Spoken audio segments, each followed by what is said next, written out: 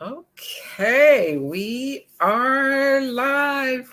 Good morning, good afternoon, good day. This depends on when you are watching. Just want to welcome you today. My name is Clara Lyons-DeVaughn, and I am the broker owner of Lyonsview Realty. We do residential, commercial for small businesses and nonprofits, and property management services. And we've got Lyonsview Academy that does real estate pre-licensing education, credit counseling, distressed homeowner solutions, and my phone is going off, uh, and life, health, wellness coaching. So I've got a lot going on. Just want to welcome you for coming today. We launched Financial Fridays to give you resources, information, and tips to assist you in making the best personal and financial decisions. And our commitment is to maximize your wealth building power now and in the future. So I'm really glad that you tuned in.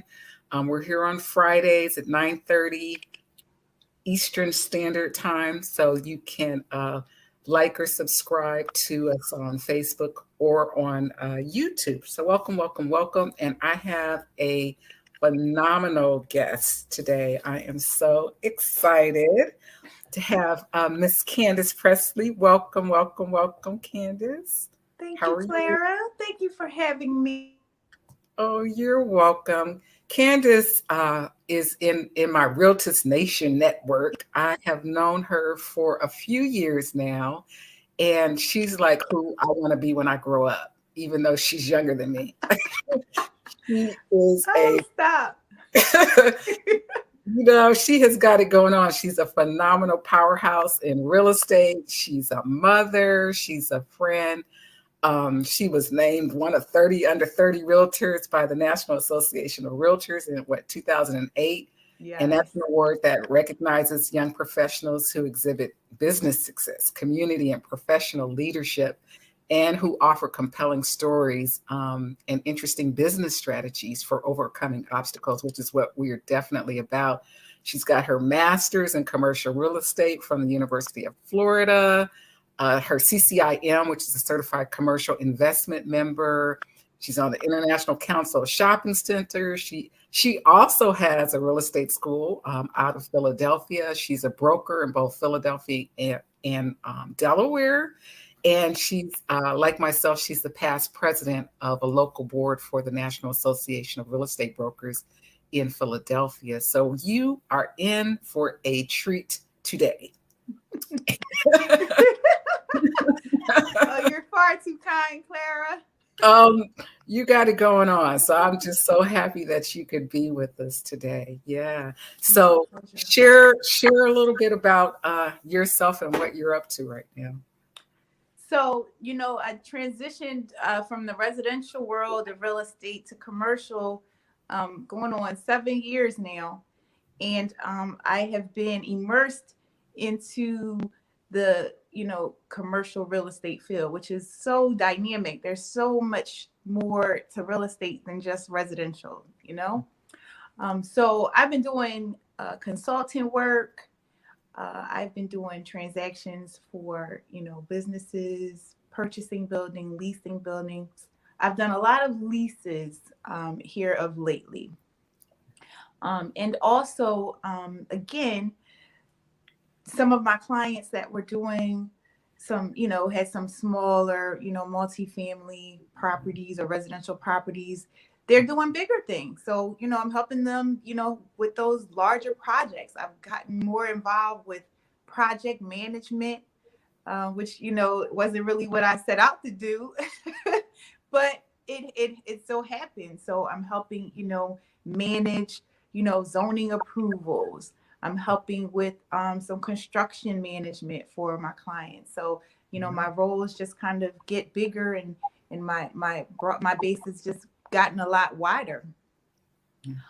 So I'm glad to, be able to do it. In '08, you mentioned, when I was president of the Philadelphia Realtors, I wasn't in commercial real estate then. I was only doing residential.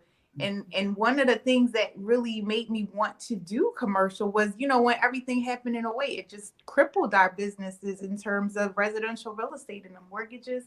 And I said, I want to be able to do more. And that was one of the reasons why I decided to, really try to immerse myself into commercial. So I'm blessed to be able to do both now. Indeed, indeed. And Yes. there are not a lot of women in commercial real estate. Oh no. It's a predominantly male dominated Oh field. yes, Clara. So commercial real estate is a whole less than 2% of minorities are Wow. represented in that field. Again, less than 2%. Wow. So, when we think about we're closing out on Black History Month, and I said I'm going to do a segment on my channel about what Black History Month means to me. But I Yeah. remember when I was trying to make that transition, it was difficult. It was difficult on so many different levels. One, as a residential agent, commercial agents look down on residential agents. They just oh, you're not on my level. You're Yeah. they Yeah. would look down on you.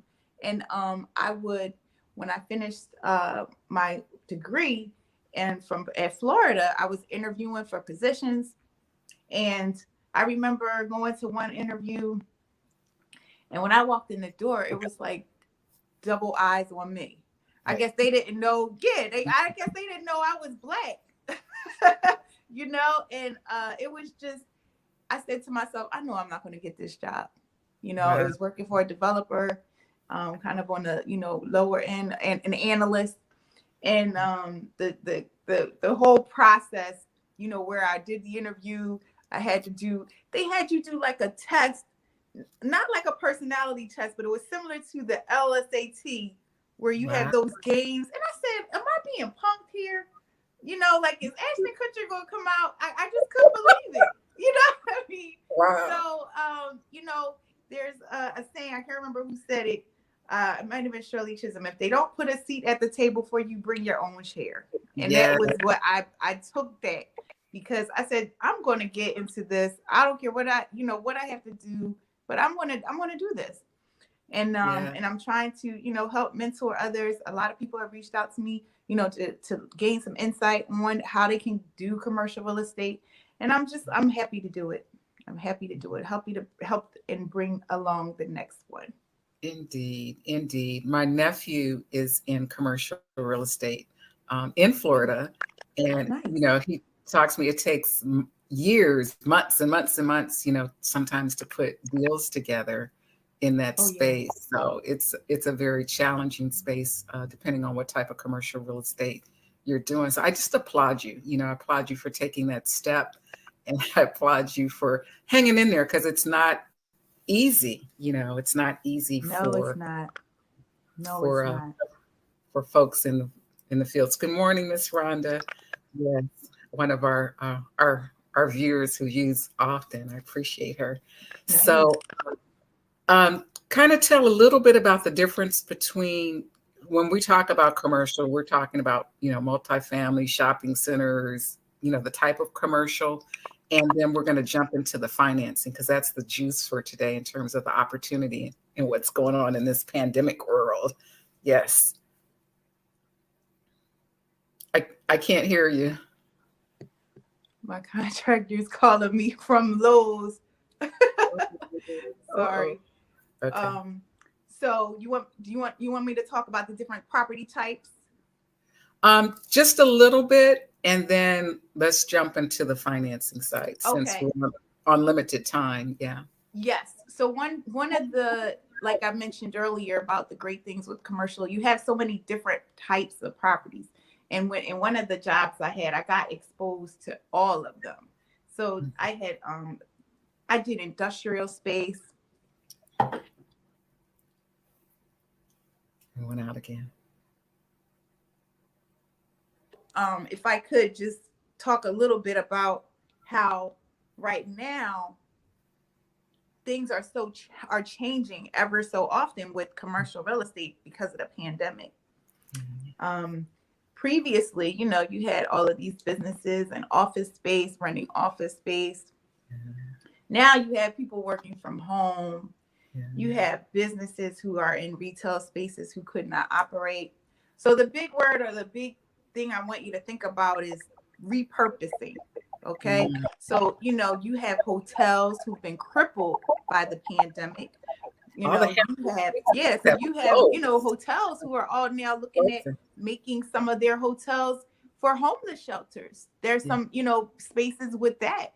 You also have, I had a client who has a banquet hall. So, she couldn't hold her events there in the beginning of the pandemic. So what do? You have to figure out another way for your business to survive and thrive, despite what's going on with the pandemic. So one thing that I helped her do or was assisting in, so she wasn't able to have her use her banquet hall in use, she was able to make it into space for the children. And even though all of the daycares and everybody wasn't going to the, daycares, for those that were working from home, they still had a space for the essential workers to come in, and the children would use the space, for the childcare. So, repurposing is, the name of the game. You have to be in business. You have to be flexible and roll with it. So keep that word in mind as you think about all of the commercial real estate types, repurposing. Indeed, indeed. And so if someone wants to, there's a whole difference between leasing and purchasing. I just did a commercial class actually, was it Tuesday night? And, that's one of the things that we go over is the difference between purchasing and leasing a space. But for those people who are interested in purchasing, because now it's a great opportunity. It's a great time. Absolutely. Because prices people are going down. On the commercial. With commercial spaces, we value them differently than we do residential. So it's based on the rent rolls. So now the rent rolls are lower. So that's going to affect the cap rate. That's going to affect the value of the property. So you can, there are some opportunities now in, Definitely. commercial real estate. So you want to be ready to take advantage of those opportunities. Indeed, indeed. And there is 100% financing for commercial, which is unheard of. Most people haven't heard of it. You usually have to do 30% down on commercial with a 5 to 7 year, balloon. Right. Yeah. So when we talk about pandemic, the CARES Act was passed, okay? And this product came about because of the CARES Act, okay? So it is actually backed by the SBA, the Small Business Administration. And it's for a business owner who's going to occupy space for their business, okay? They have to occupy at least 51% of that building. Okay. And this product will actually fund not only the purchase of the property, but also some renovations. So if there's a property that needs some work, absolutely, you can, all of it is all in one. Okay. And when you talk about unheard of, it is. So typically the SBA has this same product, but you would have to put down 10%. Okay. Okay. So still not bad. Right. Still, but for some people that's hard, to come up with that. So, this is a great opportunity, and all of your closing costs are all rolled into the loan. So again, you would have that 10% down, okay, or 20% or 30% plus your closing costs. And your closing costs can be anywhere from 8 to 10%, of the purchase price. So for them to be able to roll all of your closing costs in there, if you need some renovation, give you the money to fix it, it's a really great opportunity, to say the least. Right. And what's the payback on that? Is it still 5 years or? So so it's amortized over 25 years, Clara. 25 years. Yes. Nice.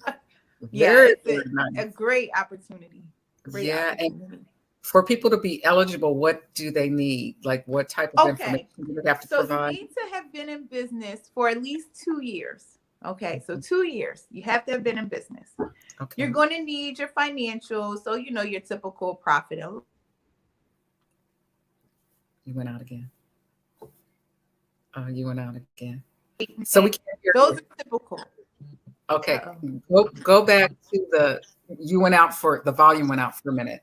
So you need your, what do you need again? You need typical financials. So 2 years tax returns, personal financial statement, profit and loss statement. Those are all typical with no matter what kind of financing you're trying to get. Okay. 680 credit score. Okay. 680. Yeah, Wow. 680. And in some cases, that's like not a hard 680. So they could, consider, if there's some things that maybe made it slip a little below, so 680 credit score. Okay. And I mentioned before, you have to occupy at least 51% of the building. So what does that mean? I have a client right now who's looking at, we just put an offer in on a mixed use property. Okay. So mixed use, the ground level, okay, is retail. Okay. Above it, you have 2 apartments. Okay. Okay. One of them was rented already. Okay. So she's going to occupy the first floor, put her business in there. She actually has a floor. She's a florist. Oh, she's going to put her florist business there. Get that other upstairs apartment rented. At the end of the day, after her mortgage payment, she only needs about $500 of her own funds. Nice. Nice. I have another client. She's a hairstylist. Now, she actually is going to use the majority of her space because she's got a few different businesses that she runs. But she needed some industrial space because she sells hair products. She needed space because she's a real big YouTuber. And then she has her hair salon. So at the end of the day, she'll probably use about 80 to 90% of that, that facility. But still, she's approved. She's going to use about maybe 100,000, if that, to do some improvements. But before she met me, she was looking at renting a space. And I said to her, did you ever think of maybe buying something right now? This market for you is really good. And she was just ecstatic when she got her approval. Wow. Yes, Wow. yes. So how long does the approval process typically take? So I would say about 2 to 3 weeks. 2 to 3 weeks, because they really go through your financials and vet your financials. They want to make sure your business, when your profit and loss statement, that net income, you need to be able to support that mortgage payment. Okay. So if your mortgage payment is $4,000, $5,000 a month, you need to be showing a net income of $48,000 to $60,000. They want to make sure if at the end of the day, you can afford it. Right. So, that can be challenging, for some businesses. Sometimes businesses want to net everything out and show a loss. You can't show a loss and get a loan. Right. You need to show some profit. So your finances have to be in order. And some other challenges I haven't encountered, but my counterpart that does the loans, Greg, sometimes the properties, may not meet, because they do the whole process. You have to get a phase 1 environmental, and sometimes there can be problems with the property. But for me, what I've seen more is where the businesses themselves didn't qualify because of their finances. Gotcha. Now talk a little bit about the other side. So they've gotten approved for the loan. Is it a normal, the appraisal process? Like, how does the property, what stages does the property have to go to qualify? So it's typical, like with any other transaction.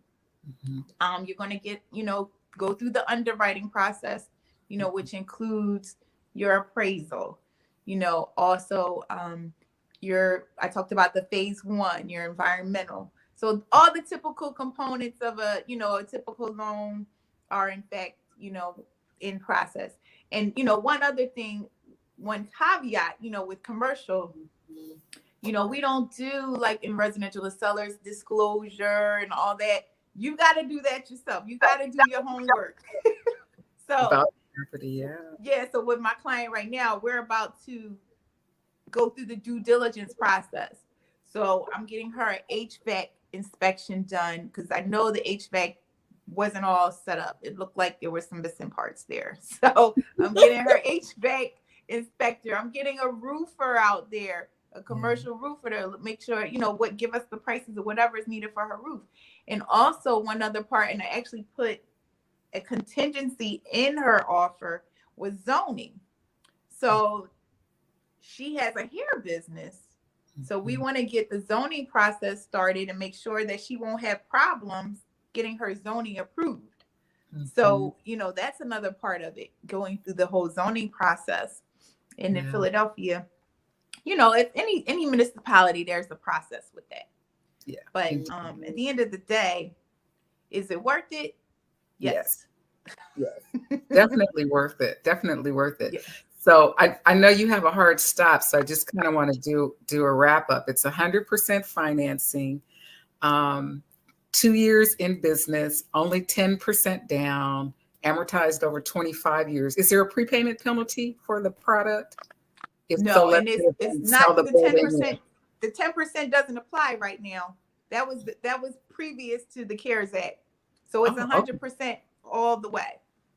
Okay. So no down payment at all. No down payment. You pay a processing fee, but you end up getting that refunded at closing. And that's like $5,000. Amazing. So it's a true 100% down payment product. Awesome. So basically you just have to prove yourself financially and the property has to qualify and you're good to go. Absolutely. That's it. Awesome. So if people want to get in contact with you, or, what you got going on, what's coming up next for Commercial Candis. I know, right? So you gotta follow me, and you gotta like and subscribe on my Instagram at Commercial Candis. Yeah. You can call me 302-858-0159. That's my number. 302-858-0159, and my website, trinitypropertyadvisors.com. But like and subscribe at Commercial Candis on YouTube and Instagram. Indeed. And Candis is phenomenal. Just love you to pieces. I just appreciate you for coming on today. And I thank those of you who are watching. If you have any questions, you can put them down in the chat. We'll get back to them later. And or you can call Candis directly with any questions, and to reach out to her for business, because that's what it's all about. So as always, Financial Fridays is here to provide you with resources, information, and tips. And we hope that you got some information of value today.